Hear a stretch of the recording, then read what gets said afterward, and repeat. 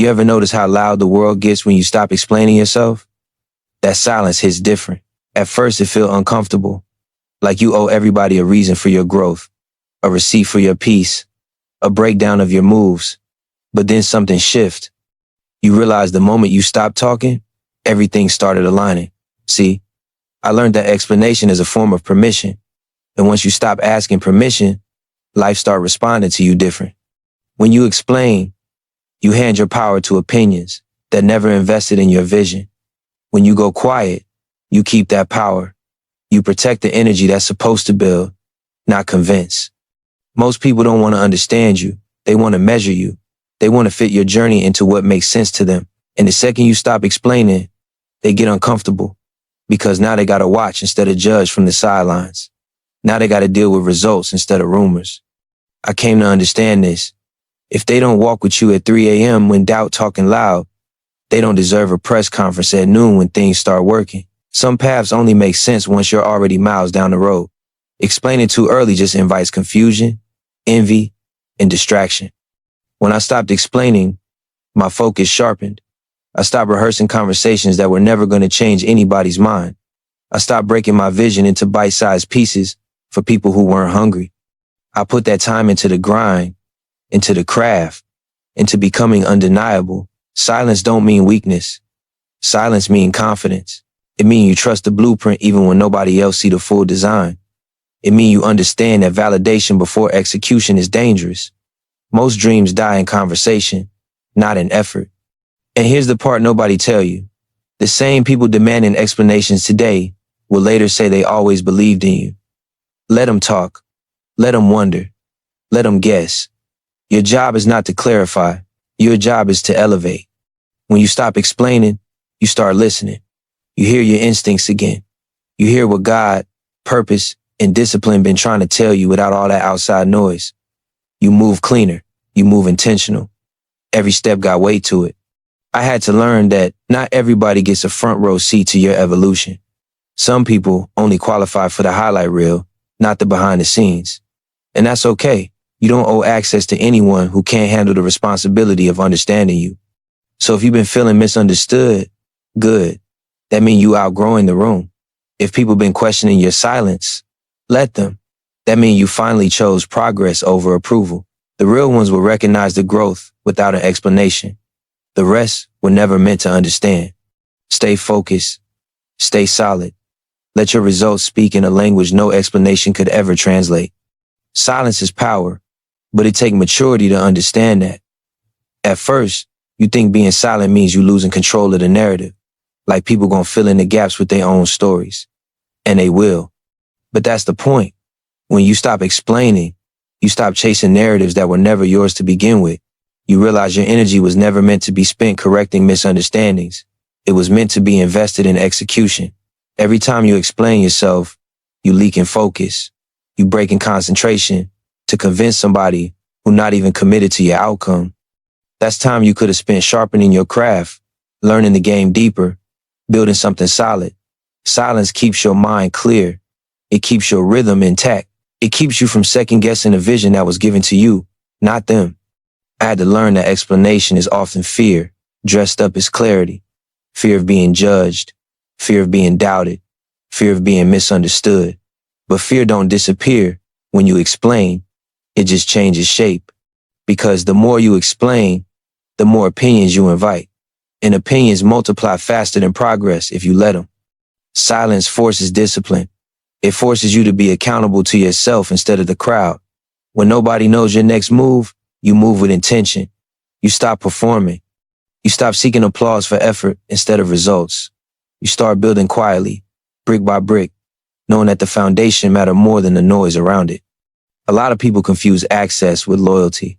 Just because someone asks questions don't mean they deserve answers. Some people ask so they can compare. Some ask so they can doubt. Some ask so they can talk. Silence protects you from all of that. It draws a line between those who support your growth and those who just curious about it. When you stop explaining, your intuition get louder. You start trusting your internal compass again. You make decisions faster, cleaner, without the weight of outside approval. You stop outsourcing confidence. You stop needing agreement to feel grounded. That's when you realize power was never about being understood.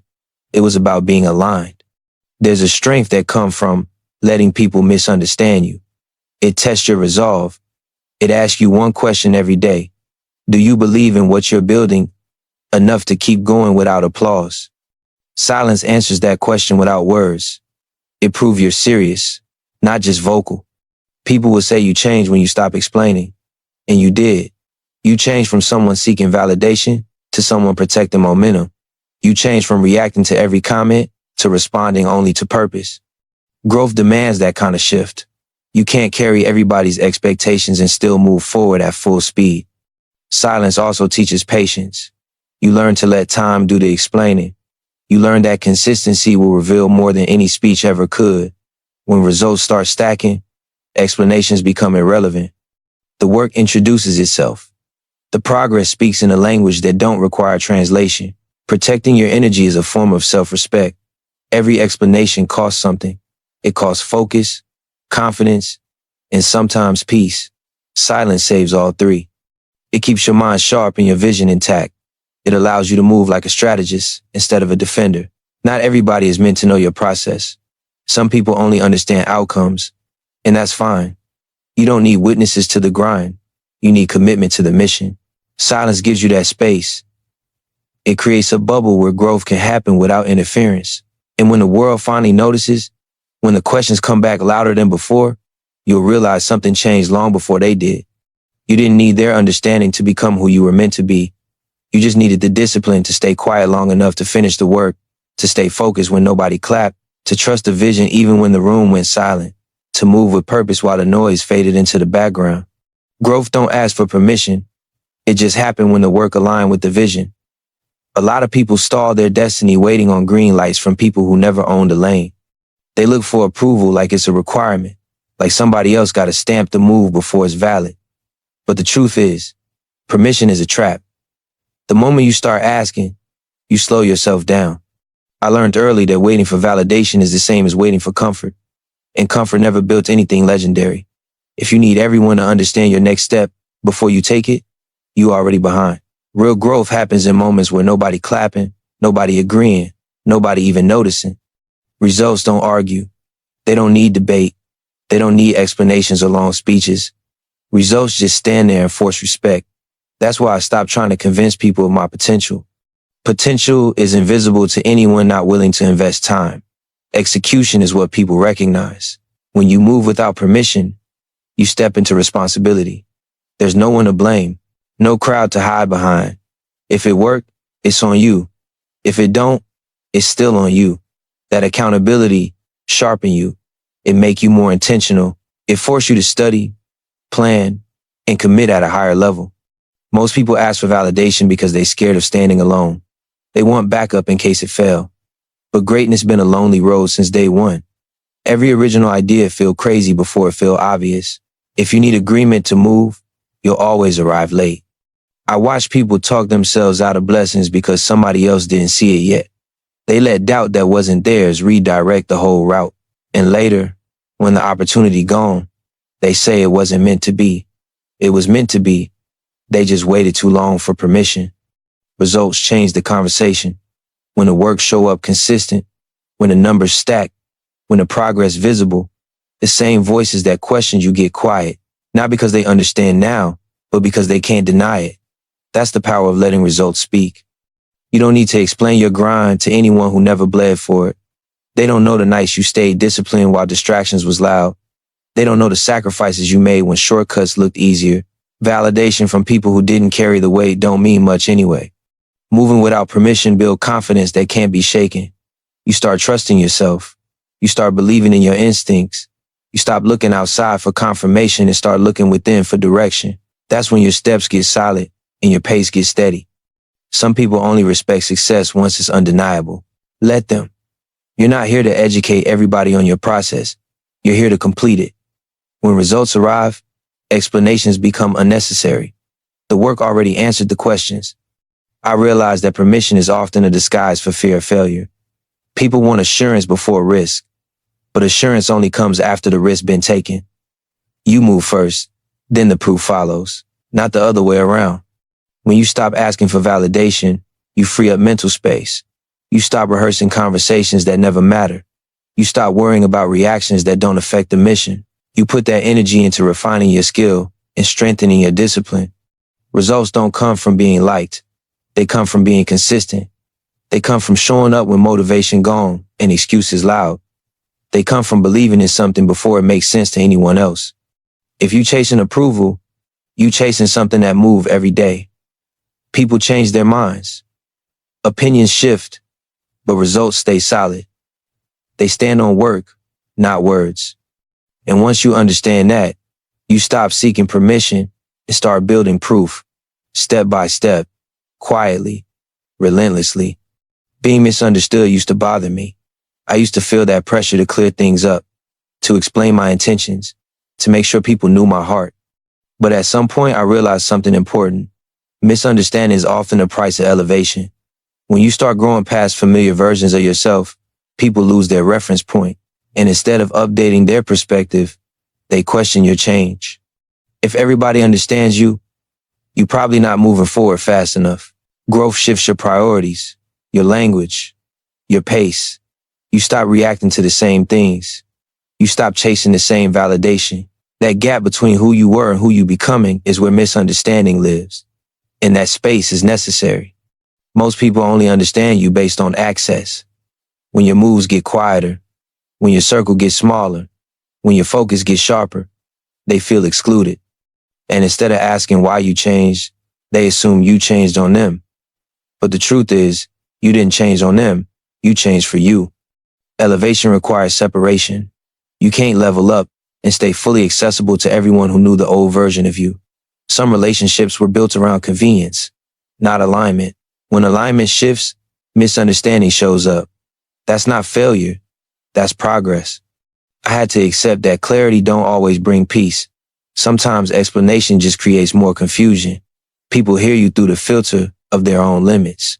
If your growth exposes their comfort zone, no amount of explaining will make it feel right to them. Being misunderstood tests your commitment. It asks you if you're willing to be alone with your vision. It asks you if you trust what you're building enough to keep going without support. That's a real checkpoint. A lot of people turn back right there because they want company more than completion. The higher you go, the fewer people can relate to your altitude. That don't make you better than them. It just means your view changed. And when your view change, your decisions change. Your silence change. Your discipline change. From the outside, that look like distance. From the inside, that feel like focus. People will project their fears onto your growth. They'll say you think you too good. They'll say you acting different. What they really saying is your evolution makes them uncomfortable. And that discomfort has nothing to do with you. Misunderstanding teaches emotional independence. You stop relying on external agreement to feel secure. You stop needing to be liked in every room. You become okay with being respected later instead of understood now. Some people only recognize growth in hindsight. They need time to connect the dots. While you building, they confused. While you grinding, they guessing. When it finally come together, they say it makes sense now, but it always made sense to you. Elevation also reveals who really sees you. The ones meant to walk with you don't demand constant explanations. They observe your consistency. They respect your silence.